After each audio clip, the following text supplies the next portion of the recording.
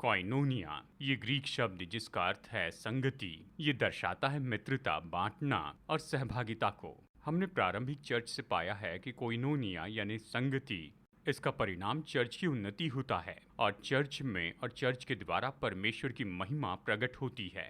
इस संदेश में हम कोइनोनिया को दर्शाने के लिए बाइबल के बहुत से मार्ग देखते हैं जो कि सच्ची मसीह संगति है। आज हम परमेश्वर के वचन में समय बिताने वाले हैं और मैं चाहता हूं कि यहाँ मैं आपको बताऊं संगति के विषय के बारे में। संगति और इसके लिए ग्रीक शब्द है और बहुत से लोग इस शब्द से बहुत ही परिचित है और ये है कोइनोनिया और नए नियम में इसका अर्थ बताया गया संगति। तो आज हम इसी के बारे में चर्चा करेंगे। अब चलिए मैं आपको पृष्ठभूमि बता दूं कि क्यों मैं अभी इस समय इस विषय पर आपको बता रहा हूं। देखिए, पिछले हफ्ते हमने कुछ समय लिया कि हम हमारे आसपास की जो परिस्थितियां हैं उसे पहचानें। ये सच्चाई की यानी केवल पिछले मार्च यानी 2020 से ही नहीं, लेकिन साथ ही पैंडमिक की ये जो दूसरी वेव है जो हमारे देश में फैल चुकी है, ये लोगों के जीवन पर बहुत ही गंभीर प्रभाव डालती जा रही है। और इस समय जो सेकंड वेव है ये तो बहुत ही बहुत गंभीर है। अगर आप डेटा देखें, नंबर्स देखें, अगर आप वो नंबर्स देखना पसंद भी नहीं करें, लेकिन सच्चाई तो हमारे आसपास हर जगह पर हैं। हमारे परिचित लोग, ऐसे बहुतों पर इसका प्रभाव पड़ा है। और इसलिए पिछले हफ्ते हमने चर्चा की विश्वास और साहस के बारे में और व्यक्तिगत स्तर पर इस पर जोर दिया कि हम इस समय में आगे बढ़ते जाएं और हम में से हर एक को परमेश्वर पर विश्वास रखना है और हमें अपने मानसिक और भावनात्मक बल बनाए रखना है और परमेश्वर और उसके वचन के द्वारा बल पाना है ताकि हम आगे बढ़ते चले जाएं। इस ऋतु में, समय में हम जानते ये खत्म होगा, ये हमेशा के लिए नहीं रहेगा, कभी न कभी खत्म होगा, लेकिन इसमें से जाना कई बार बहुत ही मुश्किल हो जाता है। हमें विश्वास और साहस के साथ इसमें आगे बढ़ना है। अब उसी के संबंध में एक बहुत ही महत्वपूर्ण बात है और इसलिए आज हम इस पर चर्चा कर रहे हैं।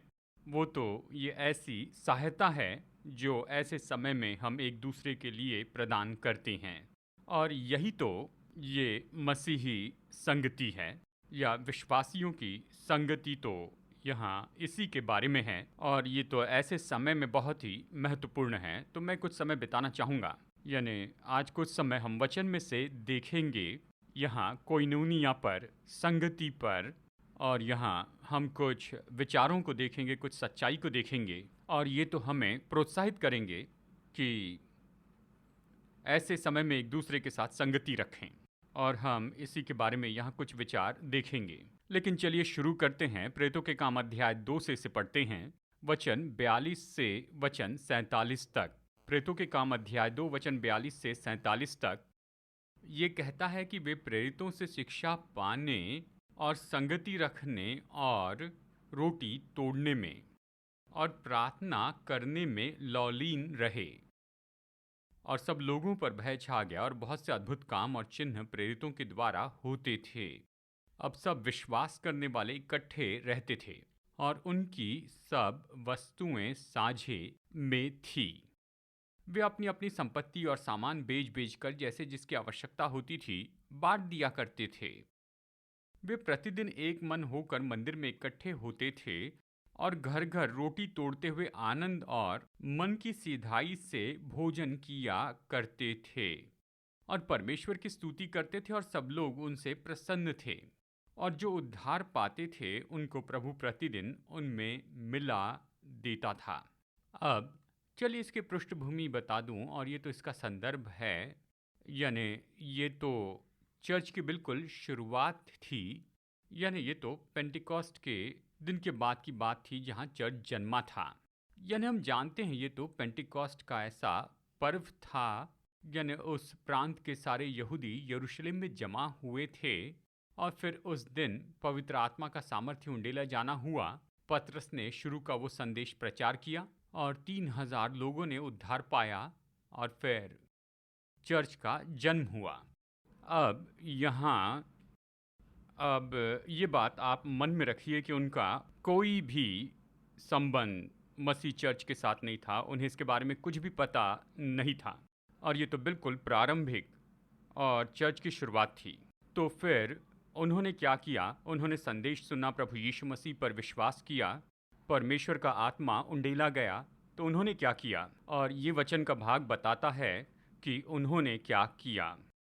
अब यहाँ पर हम एक बात देखते हैं और हमें ये बात भी अपने मन में रखना चाहिए कि इनमें से बहुत से यहूदी दूसरे शहर से थे, यानी वो यरूशलेम के रहवासी नहीं थे, वो यरूशलेम में यात्री थे और वो सुसमाचार के प्रचार से बहुत ही प्रभावित हुए। पवित्र आत्मा के उंडेले जाने के द्वारा उन्होंने निर्णय लिया कि यरूशलेम में ही रहेंगे। ये मानो जैसे छुट्टियों को और थोड़ा वहाँ बढ़ा लिया था, यानी ऐसी जगह पर जहाँ पर आप कुछ हफ्तों से बढ़कर रहना नहीं चाहते थे। तो यहाँ उन्होंने रुकने का निर्णय लिया, पर वो तो इस तरह से तैयार नहीं थे इस अतिरिक्त समय के लिए जो वो यरूशलेम में रहने वाले थे।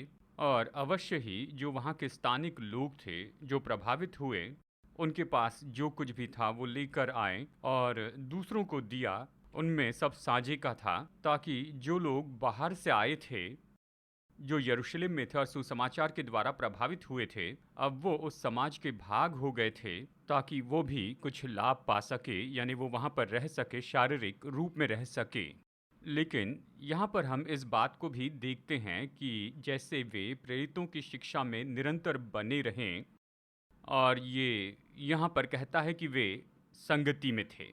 तो ये विश्वासी नए विश्वासियों की किसमें अगुवाई की गई? अवश्य ही सबसे पहले वो बैठे और वो शिक्षा सुनने लगे जो प्रेरित उन्हें यीशु के बारे में बता रहे थे। आप कल्पना कर सकते हैं कि वहाँ पर 3000 से ज़्यादा लोग थे, वो सुन रहे थे, जान रहे थे जो बातें प्रेरित उन्हें बता रहे थे। यानी अवश्य ही प्रेरित उनमें वो सारी बातें निवेश कर रहे होंगे जो सब उन्होंने देखी थी या जो सुनी थी। यीशु के साथ में 3.5 साल रहते हुए उसे उंडेल रहे थे। इन नए विश्वासियों में, यानी वो प्रेरितों की शिक्षा में निरंतर बने रहें। लेकिन साथ ही ये कहता है कि वे संगति में भी बने रहें, यानी ये ग्रीक शब्द है संगति शब्द के लिए। ये आता है ग्रीक शब्द कोइनोनिया से, और यहाँ ये समझाकर बताता है कि ये कोइनोनिया किस बारे में था, उन्होंने कैसे यहाँ पर काम किया कोइनोनिया में। यहाँ पर ये हमें बताता है इस जगह वचन 44 में कि उनका सब कुछ साझे का था। ये साझा शब्द कोइनोस है, मूल शब्द है कोइनोनिया का, यानी उनका सब कुछ साझे का था, वो आपस में उसे बांट लेते थे। और फिर ये बताता है कि कैसे लोगों ने अपनी अपनी वस्तुएं बेची और एक दूसरे की शारीरिक ज़रूरतों को पूरा किया, ताकि रहने की जगह हो, खाने के लिए भोजन हो, भौतिक चीज़ें, क्योंकि उनमें से बहुत से लोग बाहर से आए थे जैसे हमने आपको बताया है।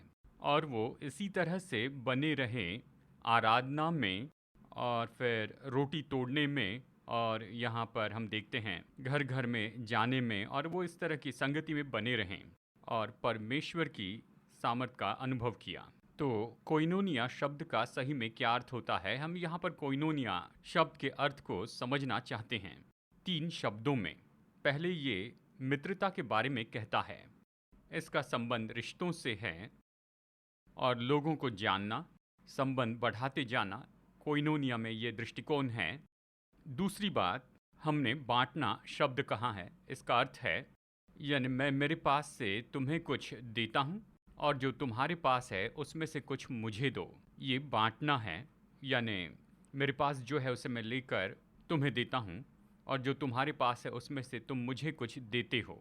यानी कोइनोनिया में ये बांटने का दृष्टिकोण है। और फिर कोइनोनिया में इस सहभागिता का भी दृष्टिकोण है। सहभागिता मतलब उसमें सहभागी होना, सहभाग देना या एक साथ काम करना या एक साथ मिलकर कुछ करना। यानी ये 3 शब्द हैं जो कोइनोनिया शब्द के अर्थ को बताते हैं, जबकि बाइबल में अक्सर इसके लिए अनुवाद किया गया है संगति, या किंग जेम्स इसे इंग्लिश में कहता है कम्युनियन, इस तरह कुछ जगह पर। लेकिन ये शब्द कोइनोनिया संगति, इसमें 3 महत्वपूर्ण दृष्टिकोण हैं। मित्रता यानी संबंध में आना है, यानी एक दूसरे को बेहतर रूप में जानना है। इसका संबंध बांटने से है, यानी आपस में कुछ वस्तुएं लेना और देना। और इसका संबंध है सहभागिता से, सहकर्मी होना, एक साथ मिलकर काम करना। तो ये प्रारंभिक विश्वासी, इन्होंने यीशु पर विश्वास किया। इनके पास पहले की कोई शिक्षा नहीं थी, जैसे कि आज हम आपको सिखा रहे हैं संगति पर। इनके पास पहले की कोई शिक्षा नहीं थी। यह ऐसा था जो जन्मा था पवित्र आत्मा के चलन और काम के द्वारा, ऐसा कुछ जो कि वहाँ पर होने लग गया था। ऐसा नहीं था जिसकी योजना बनाई कि मैं यरूशलेम में जाऊँगा और संगति करूँगा। इस तरह योजना नहीं बनाई, ये अपने आप हो गया। ये वहाँ पर जन्मा और वहाँ पर बना पवित्र आत्मा के काम से। वो विश्वासी मित्रता बढ़ाने लगे, वो वस्तुएं बांटने लगे, सब कुछ साझे का था और वो एक दूसरे के सहभागी हो गए, एक साथ काम करने लगे। चाहे प्रभु की स्तुति हो या सुसमाचार बांटना हो या फिर घर घर जाना है, एक दूसरे की सेवकाई करनी है, ये उनकी सहभागिता थी, एक साथ काम करते थे। और फिर वही आगे जाकर संगति में बढ़ता चला गया। याद रखिए, ये तो निरंतर होते जा रहा था। यह ऐसा था जो उनमें वहाँ जन्मा था पवित्र आत्मा के द्वारा, जैसे वहाँ पर चर्च का जन्म हुआ वहाँ उस समय में। तो जैसे हम नए नियम के इन भागों में देखते हैं, आप नए नियम में बहुत सी शिक्षा पाएंगे संगति के बारे में कि इसका क्या अर्थ है, और आज हम इसी के बारे में यहाँ पर देखने वाले हैं।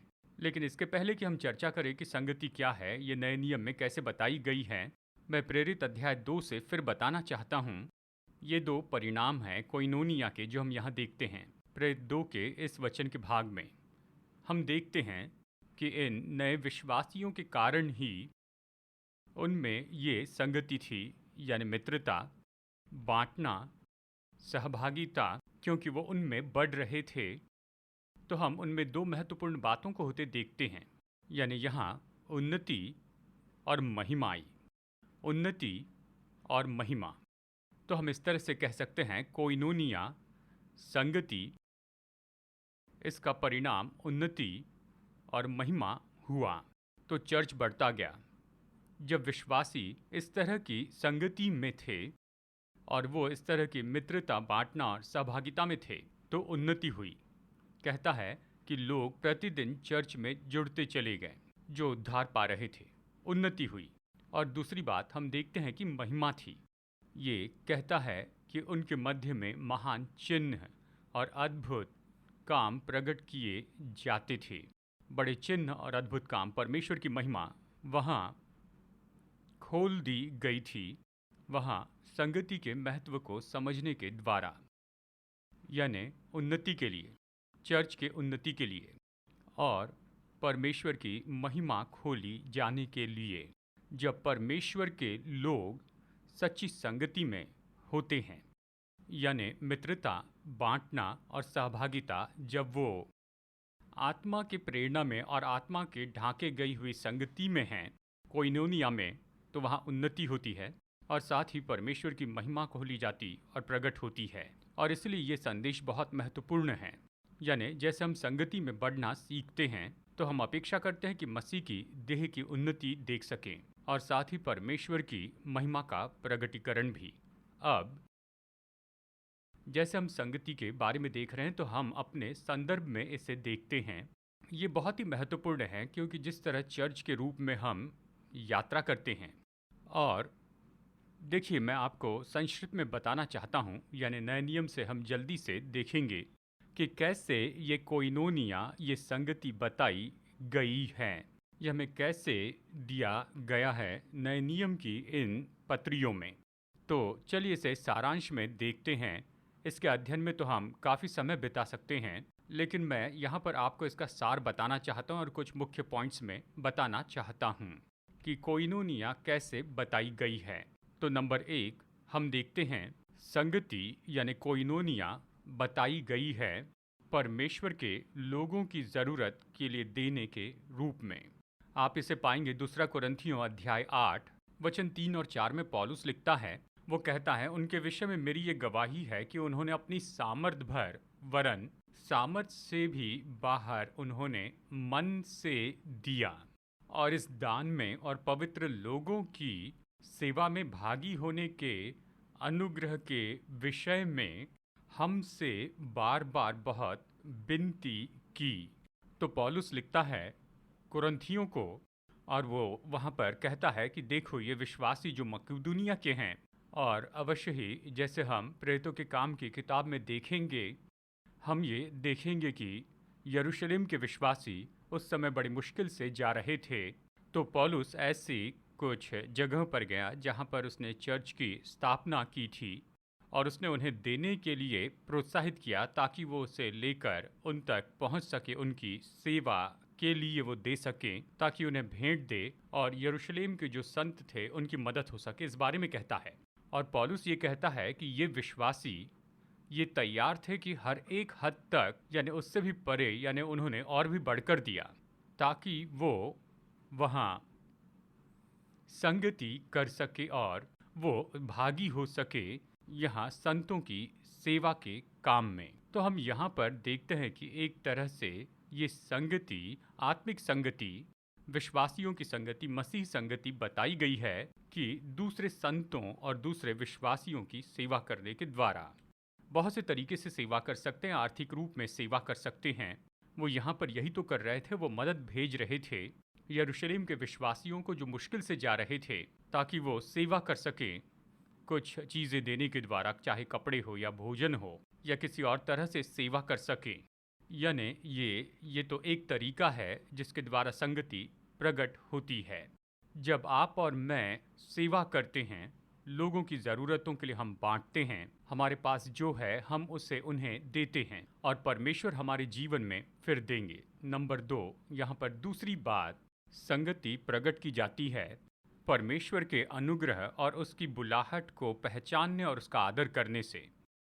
हम इसे गलातियों 2:9 में देख सकते हैं, जहाँ पौलुस कलीसिया के अगुवों को यहाँ पर लिखता है और उनसे कहता है, तो याकूब और कैफा यानी पतरस और यूहन्ना जो कलीसिया के खंभे समझे जाते थे, उन्होंने उस अनुग्रह को जो मुझ पर था जान लिया, मुझको और बरनबास को संगति का दाहिना हाथ दिया, कोइनोनिया, कि हम अन्य जातियों के पास जाएं और वे खतना किए हुओं के पास। तो पौलुस क्या कहता है कि ये अगवे, और फिर उनका नाम बताता है, याकूब, पतरस और यूहन्ना और यरूशलेम के विश्वासी, जब उन्होंने ये जान लिया कि परमेश्वर ने अनुग्रह दिया है बरनबास और पौलुस पर और उनके जीवन पर बुलाहट रखी है, तो उन्होंने संगति का दाहिना हाथ बढ़ाया।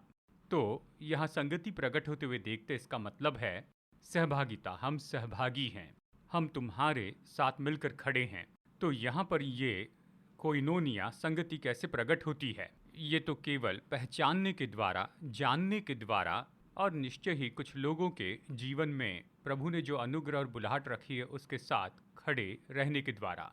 जब आप ऐसा करेंगे तो आप प्रकट करते हैं कोइनोनिया, आप प्रकट करते हैं संगति को। आप कह रहे हैं कि मैं तुम्हारे साथ खड़ा हूँ, क्योंकि कोइनोनिया में सहभागिता जुड़ी होती है। हम सहकर्मी हैं, हम एक साथ काम करते हैं, यानी हम तुम्हारे साथ में हैं। तो जब हम इस बुलाहट को पहचान लेते हैं, किसी के जीवन पर अभिषेक देखते हैं, तो कहते हैं आगे बढ़ो, हम तुम्हारे साथ हैं, तुम पर प्रभु के अनुग्रह को जानते हैं, बुलाहट रखिए, प्रोत्साहित करते हैं, उनके लिए प्रार्थना करें, उनके साथ खड़े रहें, उनकी सहायता करें, उनके पीछे खड़े रहें, और यही तो उनके साथ संगति है। यहीं पर आप कोइनोनिया को प्रकट करते हैं। आप कहते हैं कि मैं आपके साथ पार्टनर हूँ, मैं आपके साथ में खड़े रहता हूँ, प्रभु आपके जीवन के द्वारा जो भी कर रहे हैं।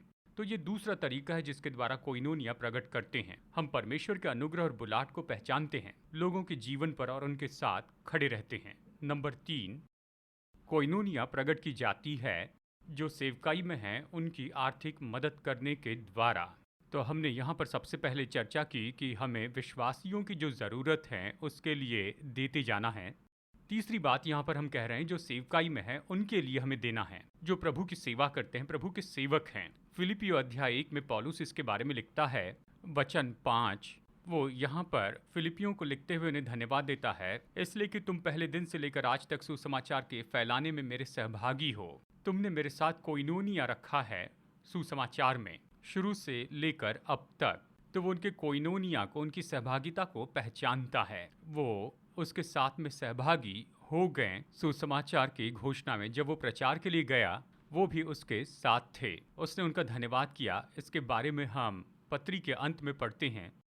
फिलिपियों 4:15 और 16 में वो कहता है, फिलिपियों, तुम आप भी जानते हो कि सुसमाचार प्रचार के आरंभ में जब मैं मकदूनिया से विदा हुआ, तब तुम्हें छोड़ और किसी मंडली ने लेने देने के विषय मेरी सहायता नहीं की। जब मैं थिस्सलुनीके में था, मेरी घटी पूरी करने के लिए तुमने एक नहीं वरन 2 बार कुछ भेजा। वो उसे जानकर उन्हें धन्यवाद देता, कहता है, तुमने मेरे साथ में कोइनोनिया रखा है। तुमने जो किया उसके द्वारा, मेरी आर्थिक मदद के द्वारा, जैसे वो जगह जगह सुसमाचार प्रचार करते जाता है। तो ये तीसरा तरीका है जिससे कोइनोनिया प्रकट करते हैं, यानी सुसमाचार के प्रचारक के साथ पार्टनर बनते हैं आर्थिक रूप में, ताकि वो जैसे बाहर जाकर सेवकाई का काम करते हैं। चौथा तरीका जिससे कोइनोनिया प्रकट की जाती है, मसीह की देह में वो एकता का चुनाव करने के द्वारा है, यानी एकता का चुनाव करने के द्वारा कोइनोनिया प्रकट करते हैं। इसके बारे में हम फिलिपियों अध्याय 2 वचन 1 और 2 में पढ़ते हैं। पौलुस लिखता है, अतः यदि मसीह में कुछ शांति और प्रेम में ढाढ़स और आत्मा की सहभागिता और कुछ करुणा और दया है, यानी आत्मा की कोइनोनिया है, यदि कोई कोइनोनिया है जो पवित्र आत्मा हमारे मध्य में लाता है, कहता है, अगर आत्मा की ऐसी कोई कोइनोनिया है तो मेरा ये आनंद पूरा करो कि एक मन रहो और एक ही प्रेम, एक ही चित्त और एक ही मनसा रखो, वो कहता है। तो कोइनोनिया कैसे प्रकट की जाती है? ये प्रकट की जाती है एक प्रेम में रहकर, एक ही चित्त और एक ही मनसा रखकर। मतलब हम एकता का चुनाव करते हैं, यानी कोइनोनिया संगति ये हमारे द्वारा प्रकट की जाती है कि हम एकता का चुनाव करते हैं। देखिए, हम एक साथ में हैं। हम में अपने अपने फ़र्क तो होंगे, हम में काम करने के अपने अलग अलग तरीके होते हैं और अलग अलग प्राथमिकताएं होती हैं, ये सब ठीक है। लेकिन जब आत्मा की संगति की बात आती है, हम चुनाव करते हैं कि हम एक मन के, एक दिल के हो, ताकि हम एक साथ मिलकर आगे बढ़ें। हम अपने फ़र्क को अलग रख देंगे, क्योंकि हम जानते हैं कि आत्मा की कोइनोनिया कितनी महत्वपूर्ण है।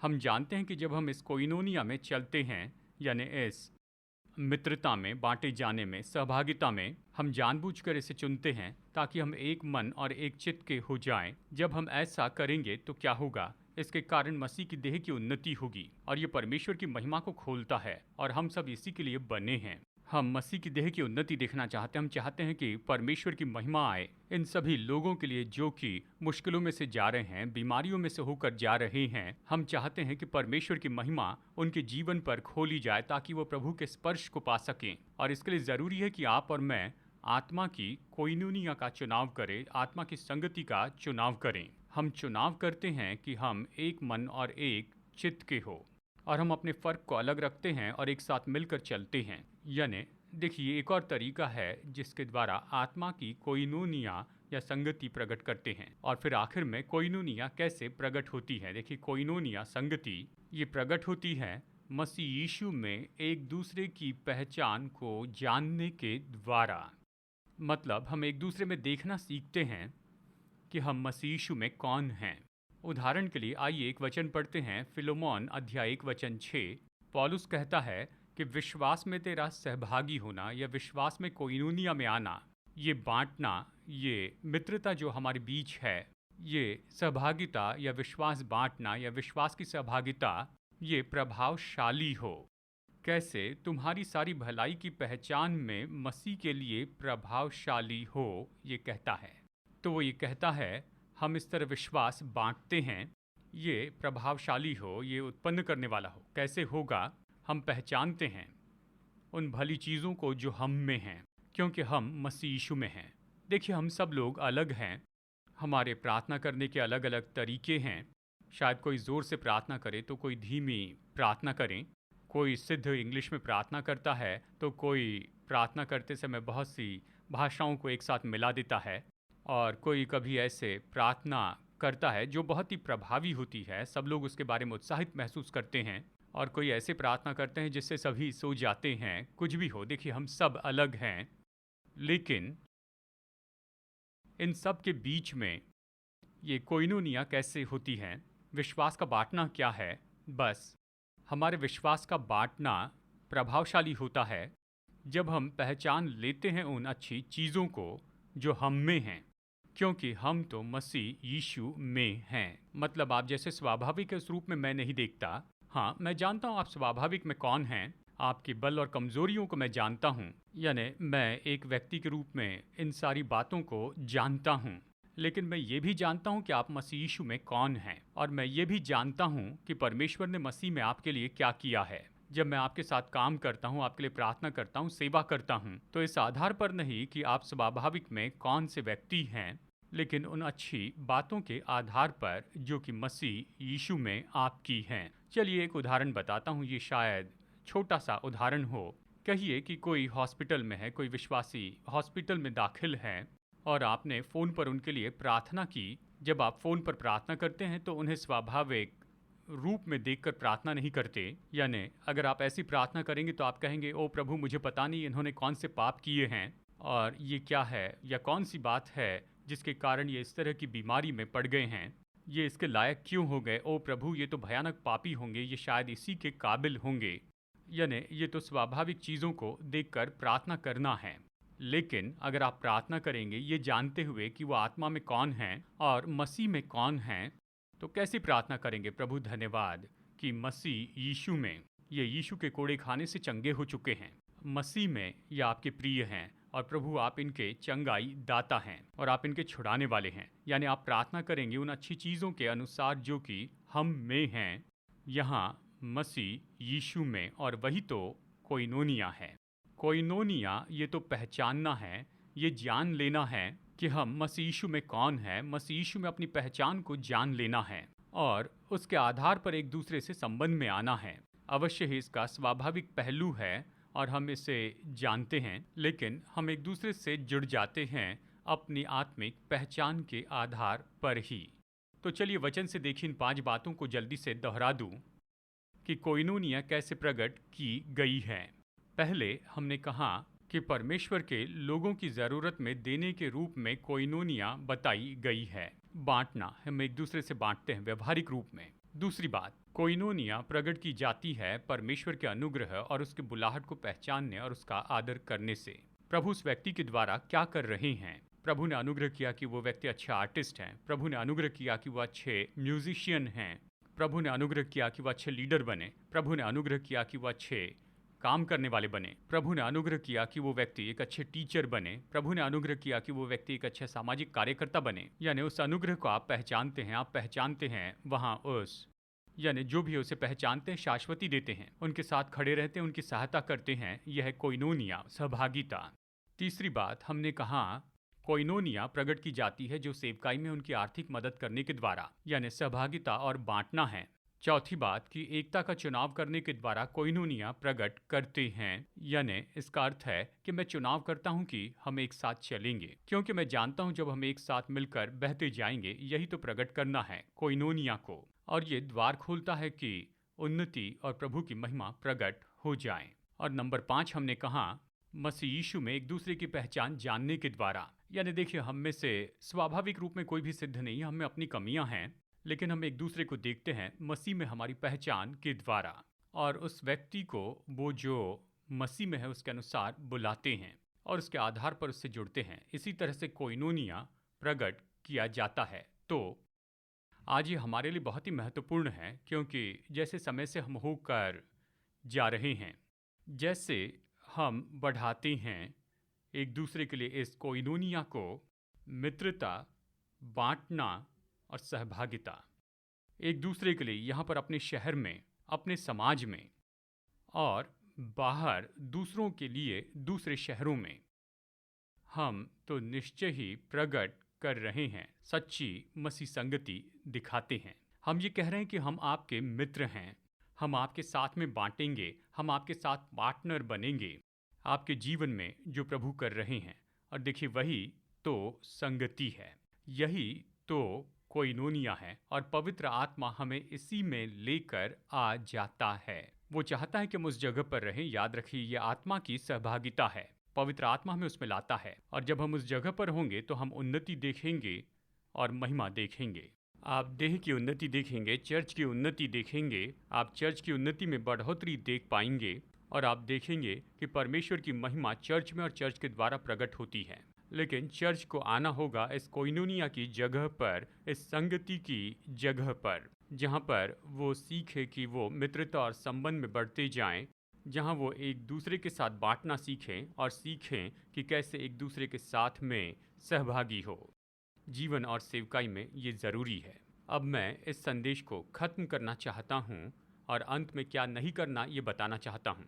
क्या करना इसके बारे में हमने देखा है, क्या नहीं करना इससे देखेंगे। हमें कुछ चीज़ों को टालना है, क्योंकि कई बार यानी कोइनोनिया के नाम में लोग कुछ गलत करते हैं, और इसलिए मैं यहाँ पर उन चीज़ों के बारे में बताना चाहता हूँ। ये बाइबल के अनुसार मैं वचन के संदर्भ भी बताऊँगा। मैं ये इसलिए बता रहा हूँ ताकि हम सचेत रहें, ताकि हम इन गड्ढों में न गिर जाएं, यानी इस तरह के गड्ढे में न गिर जाएं जब आप कोइनोनिया का गलत उपयोग करते हैं। तो आत्मिक तरह से मैं यहाँ पर कुछ चीज़ें बताऊंगा, और ये इसका पूरा गहन अध्ययन तो नहीं है कोइनोनिया में। चलिए कुछ बातें बताता हूँ। यानी देखिए, आत्मिक रूप में लोग अक्सर दो सामान्य गलतियां करते हैं कोइनोनिया के नाम में, और इसलिए हमें उसे टालना है। नंबर एक, कोइनोनिया में आत्मिक रीति से नियंत्रण किए जाने को आप टालते जाएं। इसका मतलब कोई आत्मिक रीति से आपको नियंत्रण न करें कोइनोनिया के नाम में। ठीक है, मैं आपके साथ संगति करता हूँ और ये मित्रता है, आत्मिक मित्रता है ये सब, और वो आप पर नियंत्रण करते हैं, ये तो खतरा है।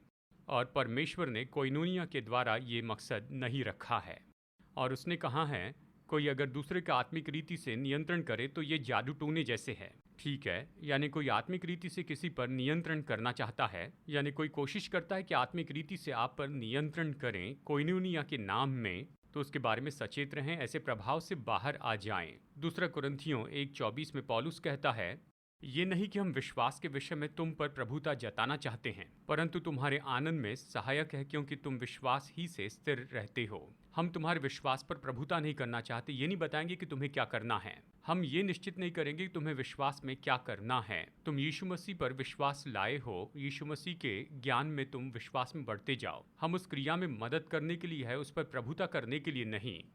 हम उस पर नियंत्रण करने के लिए नहीं। ये महत्वपूर्ण है। और दूसरी बात, आत्मिक रीति में से कहा जाए तो कोइनोनिया में आत्मिक जरिए के द्वारा आपके मन को लूटे जाने को टालें। हम इससे होते हुए देखते हैं, इसके बारे में पढ़ते हैं, जहाँ संगति के नाम में यानी प्रभाव इतना ज़्यादा होता है कि लोग सोचना बंद करते हैं, यानी उनके मन लूट लिए जाते हैं। सरल कारणों के लिए उनका मन लूट लिया जाता है, यानी सभी चीज़ों को देखने का सरल तरीका भी आत्मिक संगति के नाम पर। आत्मिक प्रभाव इतना ज़्यादा होता है कि लोग अपने मन को ही लुटा देते हैं। ये बहुत ही दुख की बात है, ये बहुत खतरनाक है, और ये तो चर्च के इतिहास में बार बार होते आया है, और ये आज भी हो रहा है। हमें इसके लिए सचेत रहना है। चलिए इन शब्दों में कहता हूँ, जिस परमेश्वर ने हमें विश्वास में चलने के लिए बुलाया है, उसी ने हमें कारण सोचने की योग्यता दी है। चलिए फिर कहूँ, जिस परमेश्वर ने हमें विश्वास में चलने के लिए बुलाया है, उसी ने हमें कारण सोचने की योग्यता दी है। इसका मतलब विश्वास में चलने का यह अर्थ नहीं कि दिमाग निकाल कर रख दें।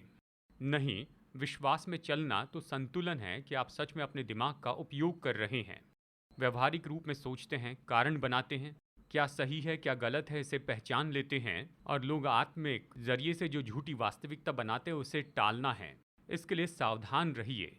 देखिए, ऐसा ना हो कि कोइनोनिया के नाम पर या संगति के नाम पर लोग आपको लूट न ले कि आप दिमाग का उपयोग करना ही बंद कर दें।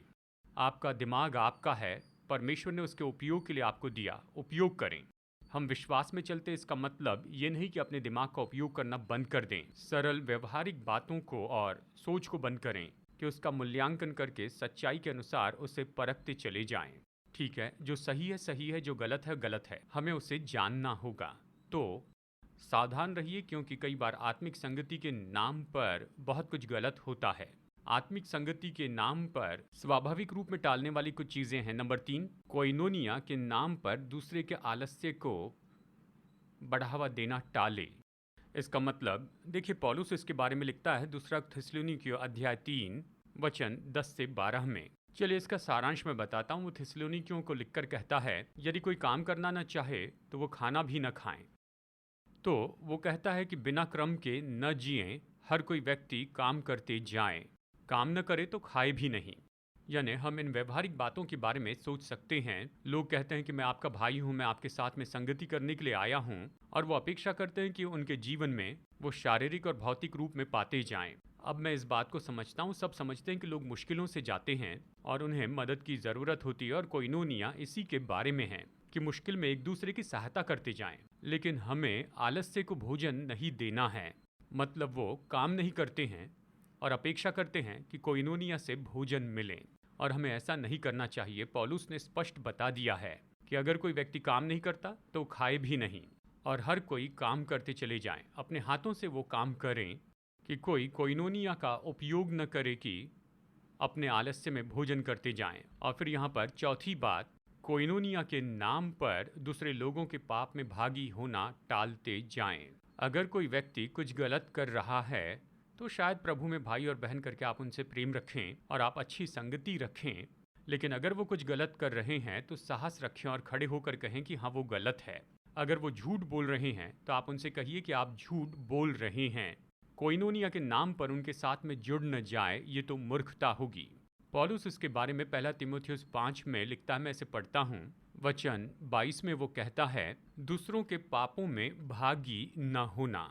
देखिए, ये बात सच है कि हम एक दूसरे के साथ संगति रखते हैं, हम मित्रता रखते हैं, एक दूसरे के साथ बांटते हैं, और हम प्रभु में निश्चय एक दूसरे के सहभागी हैं, यानी कोइनोनिया है। लेकिन यदि कोई किसी तरह से कुछ गलत कर रहा है कोइनोनिया के नाम पर, तो मैं उनके साथ जुड़ने वाला नहीं। मैं जाकर वैसे काम नहीं करूंगा, मैं दूसरे के पाप में सहभागी नहीं होऊंगा। अगर कोई झूठ बोल रहा है तो मुझे बताना होगा कि वो झूठ बोल रहे हैं। अगर वो भरमाए गए तो मुझे कहना है कि आप भरमाए गए हैं, जो सही है। अगर वो नहीं कर रहे हैं तो मुझे कहना है कि वो नहीं कर रहे हैं। तो कोइनोनिया के नाम पर आप दूसरों के पापों में सहभागी ना हो, उससे दूर रहें। इसलिए कोइनोनिया को संतुलित रखने के लिए कुछ आत्मिक खतरों को आप टालते जाएं, कुछ व्यवहारिक खतरों को आप टालते चले जाएं। ये सब वचन के आधार पर है। और आइए हम एक साथ सच्चे कोइनोनिया में यात्रा करें, यानी सच्ची संगति में, आत्मा की संगति। और हमने यहाँ पर बताया कि कोइनोनिया कितने सही रीति से प्रकट किया गया, और खास करके अभी इस ऋतु में। आइए हम एक दूसरे के साथ में खड़े रहें। आइए हम प्रकट करें सच्ची मित्रता।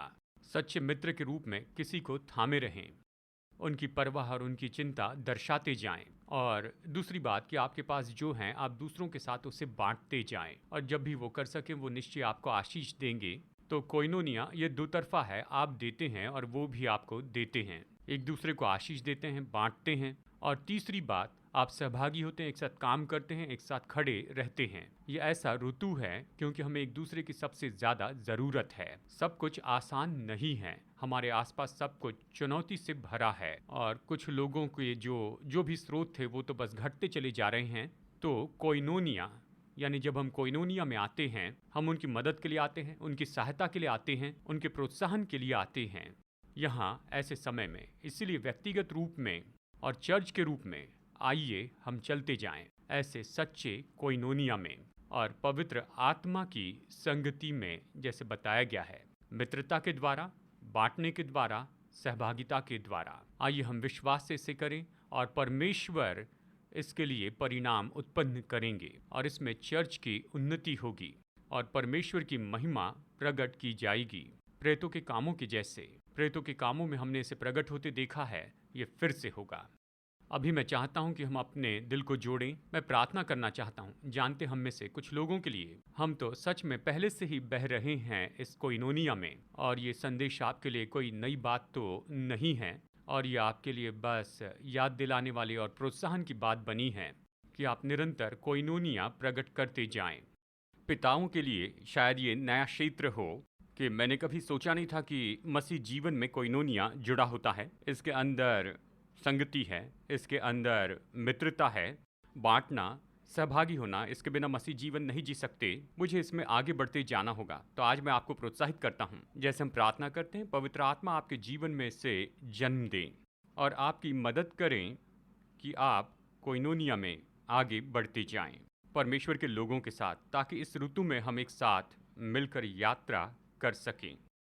पिता, धन्यवाद कि आपने मसीह की देह, विश्वासियों की देह को ये सब दिया है। प्रभु जी, आपने अपने लोगों के रूप में हमें बुलाया और प्रभु ऐसे खास ऋतु में और हम ऐसे समय में जी रहे हैं जब ये सब कुछ हो रहा है प्रभु जी, जिसकी हमने कभी अपेक्षा नहीं की थी। कुछ तो ऐसे चुनौती से भरे हैं और परमेश्वर जैसे हम इसमें से होकर जाते हैं, पिता हमारी मदद कीजिए कि हम आत्मा की इस संगति में बढ़ते चले जाएं।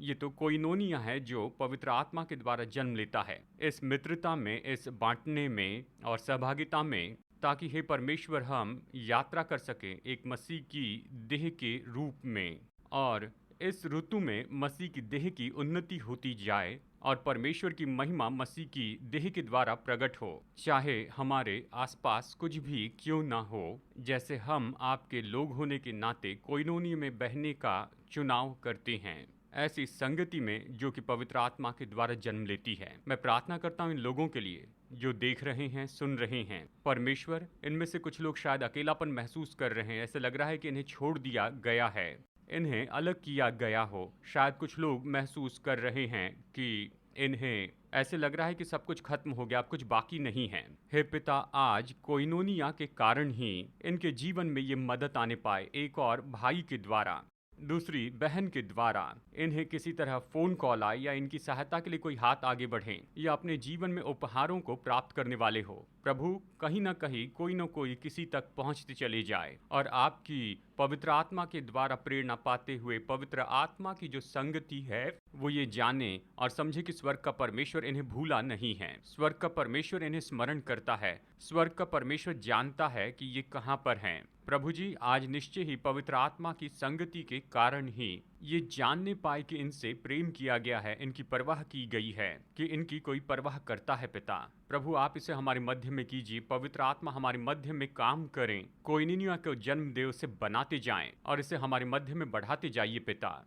हमारे दिल को उभारिए ताकि हम ऐसे लोग हों जो संगति में चलना सीखें, मित्रता में बढ़ें, बांटने में बढ़ें और सहभागिता में बढ़े और सच्चे कोइनोनिया को प्रकट करते जाएं जो हमें आपके वचन में दिया है, और मसीह की देह उन्नति पाते जाएं और परमेश्वर की महिमा प्रकट होती जाए। अपने लोगों के जीवन को छू लीजिए, ये जाने कि आप इनसे प्रेम रखते हैं, आप इनकी परवाह करते हैं। चर्च के द्वारा, अपने लोगों के द्वारा धन्यवाद देते हैं पिता। हर एक मनुष्य के लिए धन्यवाद जो चंगाई पाया, स्पर्श पाया। ये केवल इसलिए हुआ क्योंकि आपके लोग आपके हाथ बने, आपके पैर बने, आपकी आवाज़, आपके कान, आपकी आंखें बने और आपके प्रेम को दूसरे लोगों तक लेकर आ सके। ऐसा करने के लिए धन्यवाद पिता। उस चंगाई के लिए धन्यवाद जो अभी लोगों के जीवन में बहती चली जा रही है। धन्यवाद प्रभु कि परमेश्वर का स्पर्श इनके जीवन में आता है। इसी समय मैं प्रार्थना करता हूँ सभी बीमारों के लिए, जो लोग चोट खाए हैं, जिन्हें छुटकारे की ज़रूरत है। प्रभु यीशु मसीह के नाम में मैं यीशु के नाम की घोषणा इन पर करता हूँ। मैं दावा करता हूँ हर एक बीमारी, रोग और हर एक बंधन पर मैं घोषणा करता हूँ कि इनके हर एक चोट में चंगाई आए। मैं घोषित करता हूँ कि हर एक बंधन तोड़ दिए जाएं प्रभु यीशु मसीह के नाम में। इनके जीवन पर अभी इसी समय प्रभु आपकी आत्मा की सामर्थ्य से धन्यवाद देते हैं कि आपने सभी की सेवा की है। यीशु मसीह के नाम में आमेन और आमेन। आपका बहुत बहुत धन्यवाद कि आज की इस सभा में आप हमारे साथ यहाँ पर जुड़े हैं और हम आपसे सुनना चाहते हैं। निश्चय हमसे संपर्क कीजिए testimony@apcwo.org पर। हमें बताइए कि प्रभु ने आपके जीवन में क्या किया है, हम सुनना चाहते हैं। ये संदेश दूसरों के साथ में शेयर कीजिए ताकि वो भी इसे सुनकर प्रोत्साहित हो सकें, मसीह की देह को आशीष दें और बलवान बने रहें। हमारे प्रभु यीशु मसीह में, हमारे प्रभु यीशु मसीह का अनुग्रह और हमारे स्वर्गीय पिता परमेश्वर का प्रेम और उसकी पवित्र आत्मा की संगति हम सबके साथ होती रहे हमेशा के लिए। यीशु के नाम में आमीन। संदेश सुनने के लिए धन्यवाद। भरोसा करते हैं कि संदेश आपके लिए आशीष रहा। मुफ्त के स्रोत पाने के लिए, जिनमें है सरमन नोट्स और पब्लिकेशन, पाने के लिए विजिट करें apcwo.org पर। बैंगलोर के एपीसी बाइबल कॉलेज की जानकारी पाने के लिए विजिट कीजिए apcbiblecollege.org पर। याद रखिए, all peoples church Bangalore app download कीजिए ऐप या गूगल प्ले स्टोर से।